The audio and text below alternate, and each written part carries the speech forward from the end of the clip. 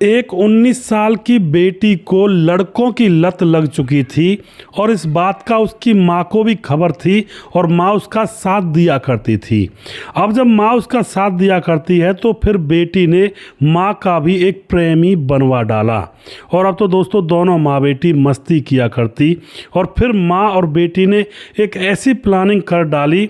माँ और बेटी ने प्लानिंग के तहत बेटी ने अपने पिता को रास्ते से हटाने की पूरी योजना यहाँ पर बना ली थी और फिर प्रेमियों से पिता की हत्या कर लाश ठिकाने लगाने का यहाँ पर मामला तय किया जाता है।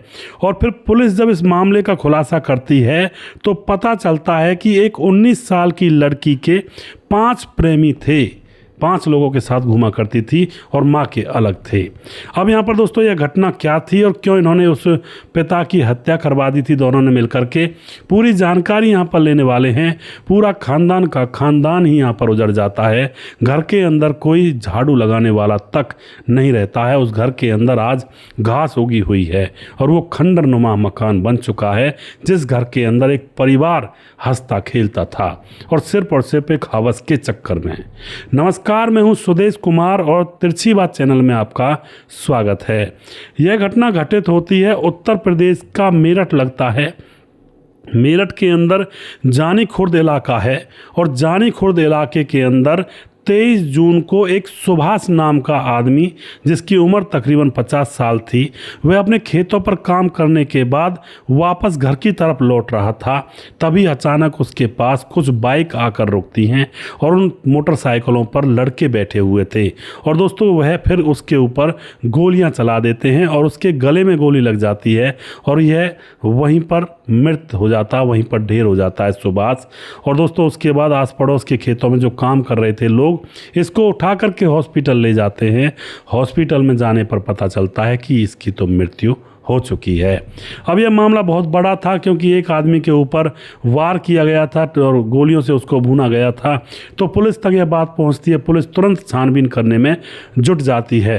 अब यहाँ पर दोस्तों पुलिस जब पता लगाती है, छानबीन करती है, तो यहाँ पर जो खुलासे होते हैं इस घटना के अंदर सुनकर आप लोग भी एक अजीब सा फील करोगे कि क्या अपने लोग इतने बैरी और दुश्मन बन सकते हैं? अपने ही घर के अंदर रहने वाले, एक ही छत के अंदर रहने वाले क्या ऐसी हरकत कर सकते हैं? जी हाँ, बिल्कुल कर सकते हैं, क्योंकि कलयुग चला हुआ है। तो दोस्तों यहाँ पर जो सुभाष होता है उसकी उम्र होती है 50 साल। उसके घर में उसकी पत्नी है कविता, उम्र है 45 साल। उसकी एक बेटी है, बड़ी बेटी, जो कि दूसरी जाति के लड़के को लेकर फरार हो गई और उसके साथ शादी कर ली थी। उसके बाद उसकी छोटी बेटी है जिसका नाम है सोनम, जो कि 19 साल की है। अब यह पूरा परिवार है। पिता की जब बड़ी बेटी घर से फरार हुई थी तो उसके कलेजे पर एक तरह से मानो जैसे पत्थर ने प्रहार किया हो, चोट लग गई थी बिल्कुल कलेजे पर और अंतर्मन से टूट गया था, क्योंकि सुभाष बहुत ही सीधा साधा व्यक्ति था। समाज में उसकी इज्जत थी। हर इंसान यही कहा करता था कि सुभाष हमने आज तक किसी से लड़ता झगड़ता नहीं देखा और ना ही कोई इसने ऐसी हरकत की आज तक जिससे कि लोग इसके ऊपर उंगली उठाएं। लेकिन घर के अंदर जो इसका कहते हैं ना जारा पेरा खानदान था, जिसको इसने पाला हुआ था, वो घर वाले नहीं थे, वो सांप थे, सांप और सपोले। लेकिन अब करे भी तो करे क्या, एक इंसान एक साइड में और पूरा परिवार एक साइड में। जो बड़ी बेटी भागी थी उसमें इसकी पत्नी ने बड़ी बेटी का ही साथ दिया था और इसकी छोटी बेटी ने भी बड़ी बहन का ही साथ दिया था कि कोई बात नहीं, वो चली गई तो जाने दो, और इसको कोई कदम नहीं उठाने दिया था। अब यहाँ पर पुलिस जांच पड़ताल करती है कि सुभाष के ऊपर गोलियां चलाई गई हैं, तो इसका किसी से कोई दुश्मनी का मामला तो नहीं चल रहा है। पुलिस चेक करती है, पता लगाती है, लेकिन उसका कोई भी दुश्मनी का एंगल था ही नहीं। गांव के लोग सुभाष की बहुत तारीफ कर रहे थे कि साहब वो तो बहुत अच्छा आदमी था, नेक आदमी था। वो घर तो ज़्यादातर जाया नहीं करता था क्योंकि वो कहा करता था कि मेरा दिल जलता है घर में, वहाँ पर मन नहीं लगता। वो बाहरी बैठकों पर बैठा रहा करता ज़्यादातर और उसका एक मतलब घेर था जिसमें उसने अपनी चारपाई डाले हुए थी, वहीं पर पशुओं की सेवा करता और घर तो बस खाना खाने के लिए जाया करता था। अब यहाँ पर यह बात है, जब सुभाष के बारे में पता चलती है पुलिस को, तो पुलिस अब दूसरे एंगल से तलाश करने लगती है। पुलिस को पता चलता है कि इसकी बड़ी बेटी किसी दूसरी जाति के लड़के को लेकर फरार हो गई थी और उसने शादी कर ली है। तो उसका पता निकाला जाता है, वहाँ पर पूछताछ की जाती है और वहाँ पर कोई भी क्लू पुलिस को नहीं मिलता है इस घटना से रिलेटेड। अब तो दोस्तों यहाँ पर पुलिस के सामने अब अगला मोहरा था उसकी पत्नी, जिसका नाम था कविता। कविता और उसकी छोटी बेटी के बारे में थोड़ा पूछा जाता है आस पड़ोस के लोगों को, तो आस पड़ोस के लोग कुछ ज़्यादा खुलकर जवाब नहीं दे रहे थे, कुछ बातों को दबा रहे थे, कुछ कह रहे थे। तो यहीं पर पुलिस को शक हो जाता है कि कुछ ना कुछ मामला इन माँ बेटियों ने कर दिया होगा शायद। तो अब इनकी जाँच पड़ताल में पुलिस जुट जाती है। कविता जो कि पत्नी थी सुभाष की, उसकी कॉल डिटेल्स चेक की जाती है तो पता चलता है कविता का अफेयर गुलजार नाम के शख्स से है। उससे एक एक दो दो घंटे तक बात किया करती है। कई बार गुलजार के फ़ोन की लोकेशन कविता के बेडरूम में भी एक एक दो दो घंटे तक रहती है। तो साफ साफ पता चल चुका था कि इसका प्रेमी है गुलजार। उसके बाद बेटी की कॉल डिटेल्स चेक की जाती है तो बेटी से भी गुलजार एक एक घंटे तक बात किया करता। उसके भी कमरे में वह रात को उसकी लोकेशन बोला करती। अब तो पुलिस को समझने में देर नहीं लगती है कि भाई यह जो गुलजार है ये दोनों माँ और बेटी दोनों का प्रेमी है। और जिस कहानी के अंदर इस तरह का प्रेम यानी कि ट्रायंगल प्रेम का जो सिस्टम बन जाता है, पुलिस तुरंत समझ जाती है कि मामला कुछ ना कुछ यहीं से गड़बड़ हुआ है। अब तो इन दोनों माँ बेटियों को पकड़ लिया जाता है। इन दोनों को पकड़ने के बाद पुलिस अपने तौर तरीके से इनसे पूछताछ करती है। और दोस्तों थोड़ी देर में दोनों माँ बेटी रो रो करके पुलिस के सामने कहती हैं कि हाँ साहब हमने ही ये कांड करवाया है। अब यह कांड हमने ही करवाया, ये बात जैसी पुलिस सुनती है और उसके बाद बेटी की जो फ़ोन होता है उसको चेक करती है। सबसे पहले फ़ोन को कब्जे में लेती है पुलिस, क्योंकि जिससे कोई डिलीट वगैरह ना कर पाए मैसेज। तो पुलिस बेटी के फ़ोन में भी देखती है तो उसमें लिखा हुआ था, एक लड़का था विपिन, उसने मैसेज किया था कि काम हो गया है और कॉल मत करना, काम हो गया है और मैसेज पर ही बात करते रहना। अब तो यह बात तो सीधा सीधा संकेत थी, यह एक सबूत पुलिस को मिल जाता है। और उसके बाद दोस्तों अच्छी तरह से और पूछताछ की जाती है तो माँ और बेटी यहाँ पर पूरा राज खोलती हैं। कहती हैं 5 लड़के इसमें शामिल थे, बेटी और माँ बोलती हैं। और सोनम के जो वह 5 लड़के थे वो सोनम के बॉयफ्रेंड थे और उसकी माँ के भी बॉयफ्रेंड थे। अब यहाँ पर पूरा रोल बताती है सोनम बताती है कि उसके शौक़ ज़्यादा थे, अच्छे बैग रखना, अच्छे फ़ोन चलाना, अच्छे कपड़े पहनना, अच्छा खाना पीना। तो वह लड़कों के साथ दोस्ती करने लगती है, लड़कों को बॉयफ्रेंड बनाती है। तो वो लड़के उसको अच्छा खिलाते पिलाते, अच्छा पहनाते, अच्छे खासे पैसे देते और उसके साथ संबंध बनाते। अब ये उनसे ऐसे प्यार नहीं करती है कि भाई मैं तुम्हारे साथ शादी करूंगी या तुम्हारे साथ रहूंगी, बस एज ए एंजॉयमेंट के लिए उन लड़कों को बॉयफ्रेंड बनाया करती है। और लड़कों को भी ये बात पता थी। अब 5 लड़कों को ये बॉयफ्रेंड बना चुकी थी, अच्छे कपड़े लत्ते पहना करती, खूब खर्चा चलाया करती। और वो बॉयफ्रेंड गांव के थे, कुछ बाहर के थे। अब तो दोस्तों पूरे गांव में बेइज्जती होने लगती है क्योंकि लोगों को पता चल जाता है। और दोस्तों कुछ दिन के बाद माँ को भी पता लगा और अब माँ को भी बेटी ने कहा कि तुम्हें भी बॉयफ्रेंड गुलजार पसंद करता है, मेरा जो बॉयफ्रेंड है, और उनसे तुम बात कर लेना एक बार। क्योंकि माँ की भी नीयत ख़राब थी तो बेटी समझ गई थी। अब गुलजार जब उसकी माँ से बात करता है तो गुलजार और उसकी माँ का टांका भिड़ जाता है। गुलजार उसकी माँ को भी काफ़ी पैसे और अच्छा फ़ोन दिलवा देता है। अब तो दोनों माँ बेटी का ये एक बॉयफ्रेंड तो पक्का था, दोनों का सामलात था। और बाकी के 4 लड़के और भी थे जिनके साथ वो लड़की घूमा करती थी। अब माँ का प्रेमी और बेटी का प्रेमी दोनों उनके साथ मज़े लिया करती और इसी तरह से मामला चल रहा था। लेकिन जो घर का मालिक था सुभाष, उसको अभी तक कानो कान खबर नहीं थी। अब इनकी बदनामी बाहर फैलने लगती है क्योंकि वो लड़के कुछ गांव के थे तो इधर उधर बताते होंगे या फिर निकलते और घुसते और बढ़ते और बाहर जाते हुए लड़की के साथ घूमते हुए देखते होंगे गांव के लोग। तो गांव के लोगों को शक हो जाता है और अब ये बात पूरे गांव में फैल जाती है कि इन दोनों माँ बेटियों ने तो पूरा मोहल्ले में क्या पूरे एरिया में लंगोट घुमाया हुआ है। किसी भी लड़के को अपना लेती हैं, उनसे पैसे लेती हैं, मौज लेती हैं। अब तो ये बदनामी जब गाँव में फैलती है सब लोग अब सुभाष को देख हंसने लगते हैं, उस घर के मुखिया को। सुभाष देखता है कि ये मुझे देखकर हंसते क्यों हैं।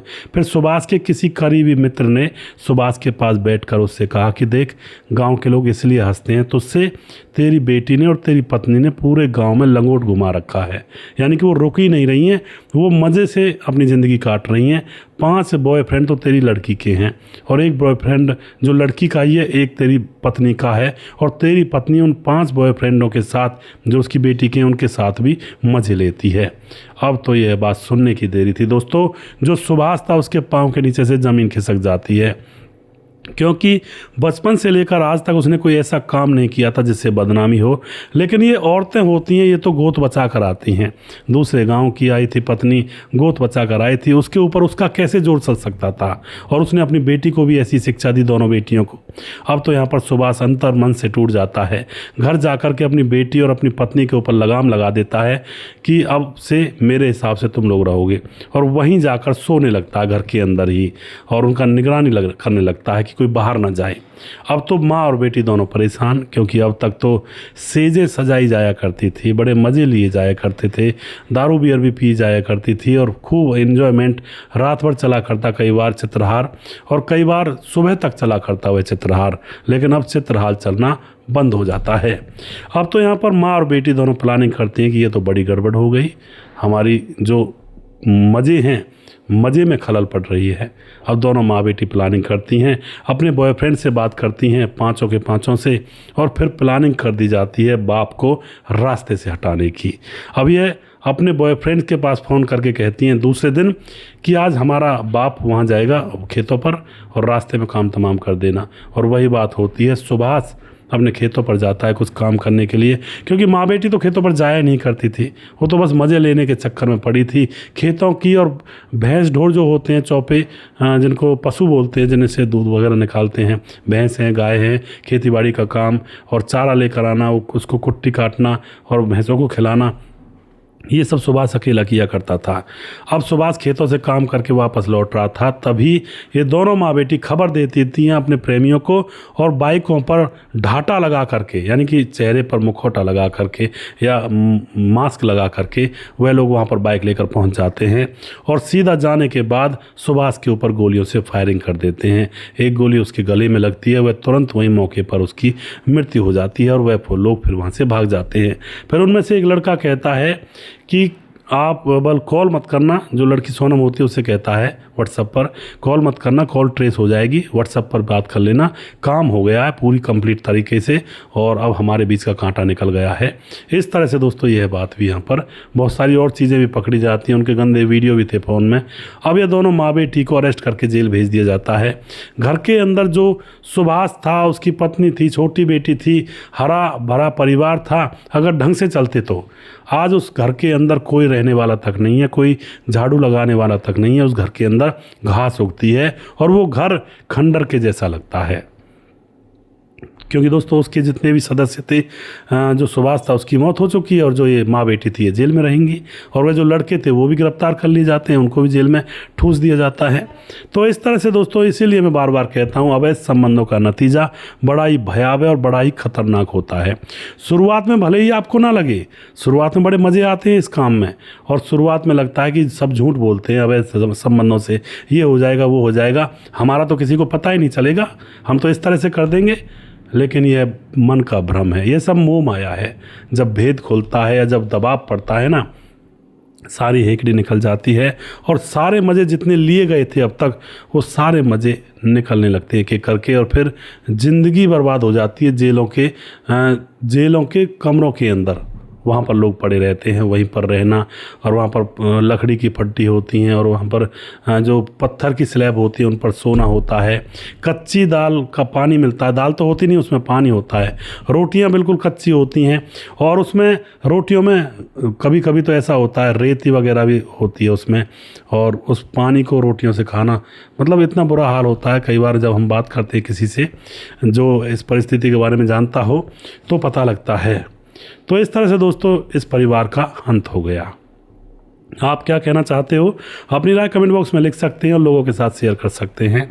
वीडियो के लास्ट में कुछ भाइयों के नाम जरूर लेना चाहूँगा, जो भाई हमारे वीडियोज़ को देखते हैं और हमें खूब सपोर्ट करते हैं। हमारे साथ है दोस्तों अशोक कुमार, जो कि कमेंट करते हैं, मोनू जैन हैं, उसके बाद मुकेश कुमार यूपी तरासी से, जैनुद्दीन अंसारी हैं, प्रवीण बघेल से पुरी से हैं, और उसके बाद सूरज डीओ हमारे भाई लगातार कमेंट करते हैं, समाधान पाटिल हैं जो कि लगातार कमेंट करते हैं, भाई का बहुत बहुत धन्यवाद करता हूँ।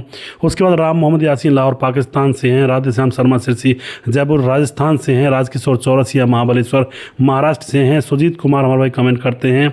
और राजेंद्र धेड़ू कमेंट करते हैं, स्वदेश भाई राम राम भाई साहब, मेरा नाम राजेंद्र धेड़ू, गांव सरवरपुर, जिला फतेहाबाद का रहने वाला हूं जी। और आपकी कहानी सुनते सुनते कभी कभी तो रात हो जाती है, 2 बज जाते हैं। बहुत बहुत धन्यवाद करते हैं भाई का। पंकज कुमार नमस्कार, आपकी स्टोरी बहुत अच्छी होती है, बहुत बहुत धन्यवाद जी। उसके बाद लजरस राजू हमारे भाई कमेंट करते हैं। और मोनू जैन कमेंट करते हैं। अजय देवनाथ कमेंट करते हैं। सुजीत कुमार कमेंट करते हैं। प्रवीण बघेल से पुरी से हैं। रामपाल हैं। और उसके बाद रजत सैनी कमेंट करते हैं। और उसके बाद चरणजीत तहिया कमेंट करते हैं। और जी उसके बाद संतोष ओझा हैं। सूरज डीओ हैं, नमस्कार सुदेश भाई, वेरी गुड स्टोरी, जो कि फिजी से हैं। और उसके बाद वसीम अहमद कमेंट करते हैं। प्रेमा जोशी कमेंट करती हैं, बहुत बहुत धन्यवाद करते हैं जी। आराध्या नंदिनी कमेंट करती हैं, मरने वाले से बचाने वाला बड़ा होता है जी। बिल्कुल, जिस भाई का नाम रह गया है उस भाई का नाम मैं अगले वीडियो में ज़रूर लूँगा। अगला वीडियो बहुत जल्दी फिर से लेकर आऊँगा। तब तक आप खुश रहें, सावधान रहें। जय हिंद, जय भारत।